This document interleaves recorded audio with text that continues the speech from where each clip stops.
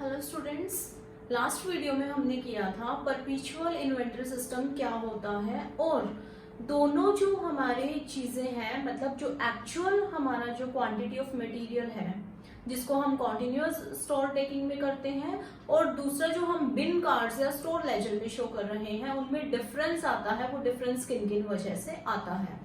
आज हम करेंगे अकाउंटिंग ट्रीटमेंट क्या होगी उन डिफरेंसेस की, उनको हम कैसे अकाउंटिंग टर्म्स में कैसे हम उनको लेकर जाएंगे या उनकी ट्रीटमेंट कैसे करेंगे, उनकी रिकॉर्डिंग कैसे करेंगे।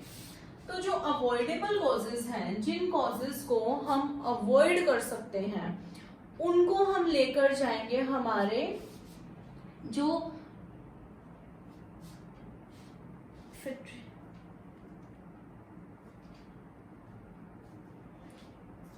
उनको जो अवॉइडेबल कॉजेज हैं उनको हम लेकर जाएंगे फैक्ट्री ओवरहेड अकाउंट में।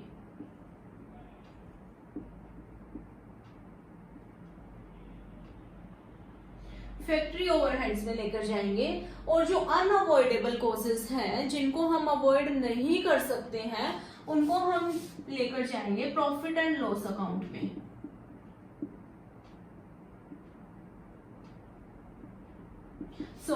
जो अवॉइडेबल कॉजेज है उनको हम कहां पर लेकर जाएंगे, फैक्ट्री ओवरहेड्स में, और अनअवॉइडेबल कॉजेज है उनकी जो ट्रीटमेंट है वो होगी हमारी प्रॉफिट एंड लॉस अकाउंट में। अब अगर एक्चुअल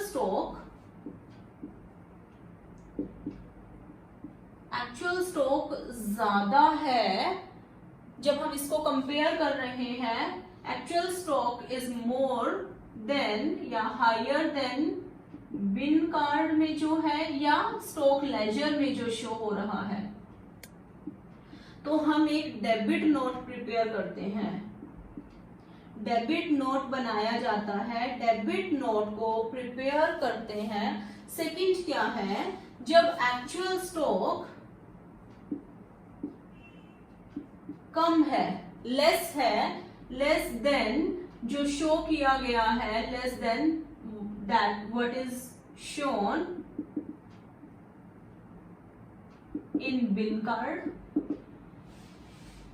या स्टोर्स लेजर, तो हम क्रेडिट नोट बनाते हैं।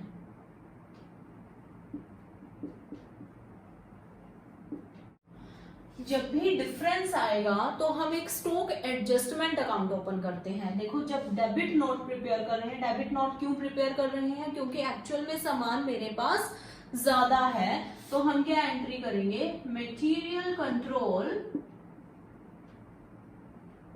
Account debit to stock adjustment account.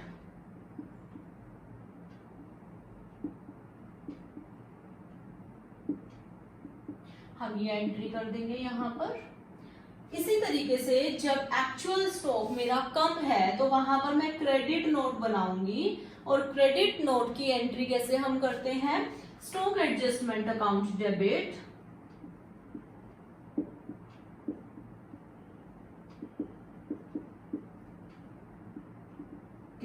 कितनी क्वांटिटी से हुआ है, कितने अमाउंट से हुआ है, टू हमारा आ जाएगा यहां पर मटेरियल कंट्रोल।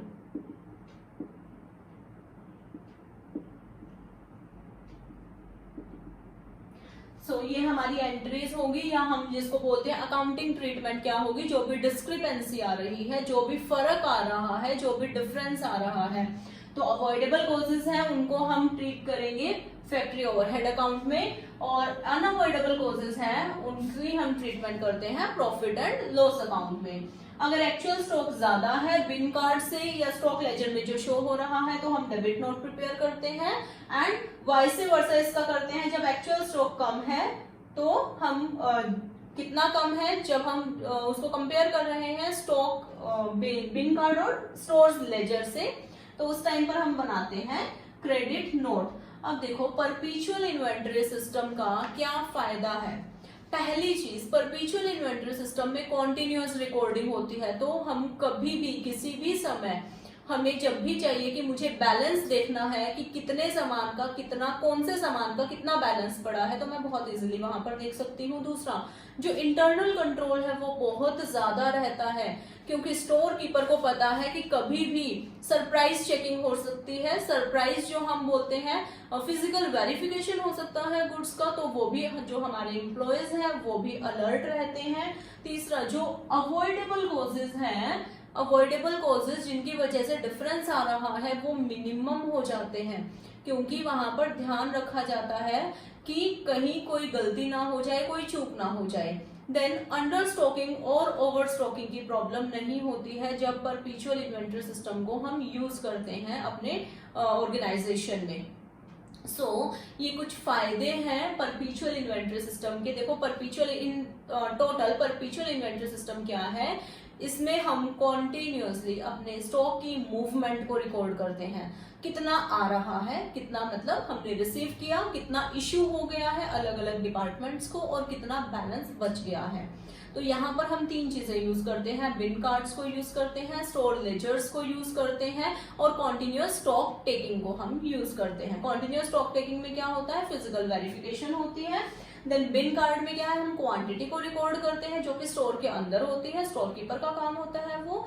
और स्टोर्स लेजर क्या है, स्टोर्स लेजर में जैसे हम बाकी लेजर्स प्रिपेयर करते हैं वैसे ही वो लेजर प्रिपेयर किया जाता है, जिसमें ना कि क्वांटिटी होती है, क्वांटिटी के साथ साथ हम जो हमारी वैल्यू है, कितने रुपए का सामान है, कितने रुपए का सामान आया है, कितने रुपए का सामान इश्यू हुआ है, कितने रुपए का सामान मेरा बैलेंस पड़ा है।